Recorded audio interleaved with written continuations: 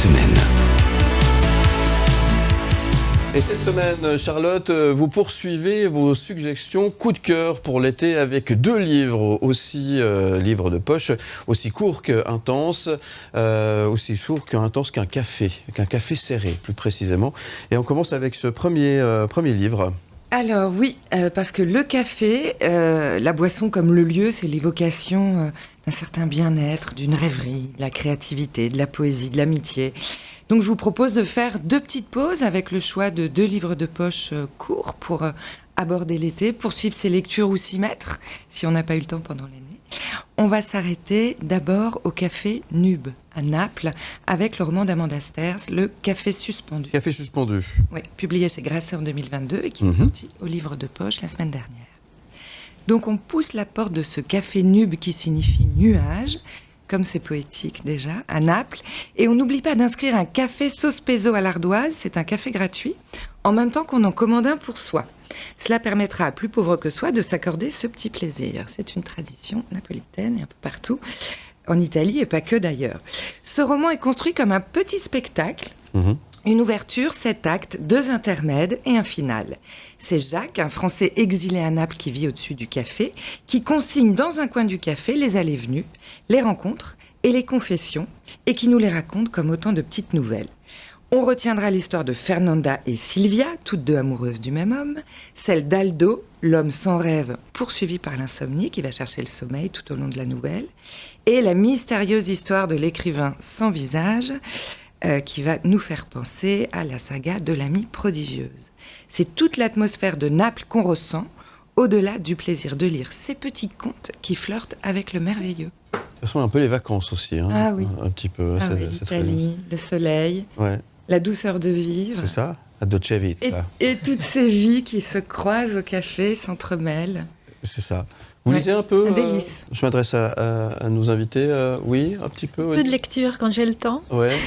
Et pour vous, Nicolas ? Oui, régulièrement. Ouais. Qu'est-ce que vous avez lu dernièrement ? Bon, moi, je me suis replongé dans les classiques, Le Hobbit et puis Le Seigneur des Anneaux. Ah, d'accord, oui. On varie un peu les langues. Ok, très bien. Et bien, pas bien. Ouais, sympa.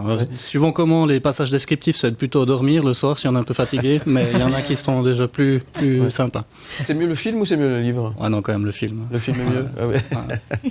Très bien. Donc Le Café suspendu, premier bouquin proposé cette semaine par Charlotte Jacobsen. D'un café à un autre, du café suspendu, on va passer au café de l'Excelsior. Café de l'Excelsior, c'était un petit clin d'œil à un grand auteur français qui s'appelle Philippe Claudel. C'est pas du tout une nouveauté, mais je le range plutôt au rang des classiques. Alors pourquoi ce clin d'œil ? Parce que Philippe Claudel vient d'être élu nouveau président de l'Académie Goncourt au début du mois de mai. Donc on en parle un petit peu. Rien que ça. Voilà. Et si vous avez envie de pure poésie avant de vous endormir, par exemple, je vous invite à lire cette histoire de cet enfant de 8 ans qui a vécu 3 années auprès de son grand-père, tenancier de ce café, après le décès de ses parents et avant d'être placé en famille d'accueil. Assis à la table, ses pieds ne touchant pas le sol, le narrateur relate cette vie minuscule rythmée par les clients et les rituels du grand-père. C'est d'une tendresse infinie, l'une des plus belles déclarations d'amour que je n'ai jamais lues, dans une économie de moyens qui donne toute sa puissance à ce texte qui est aussi court que parfait. Je vous cite une jolie phrase pour bien commencer la journée. « Nous vivons parmi de grands pans de lumière hachés de noirs fracas. » Très grand texte, très grand auteur, Philippe Claudel, à découvrir si ce n'est déjà fait.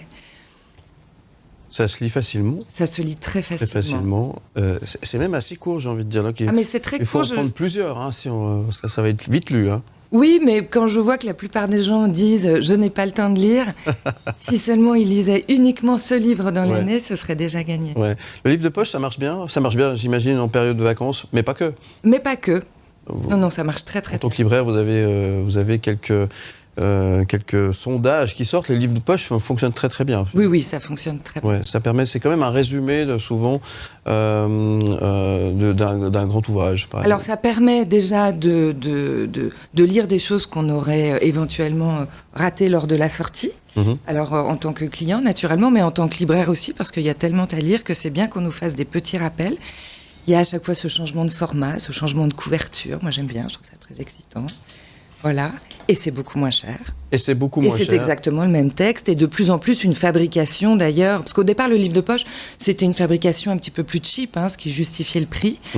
Mais aujourd'hui, les éditeurs font une fabrication très soignée, avec du beau papier, c'est lisible, c'est pas écrit si petit que ça. Donc voilà, le poche, c'est top.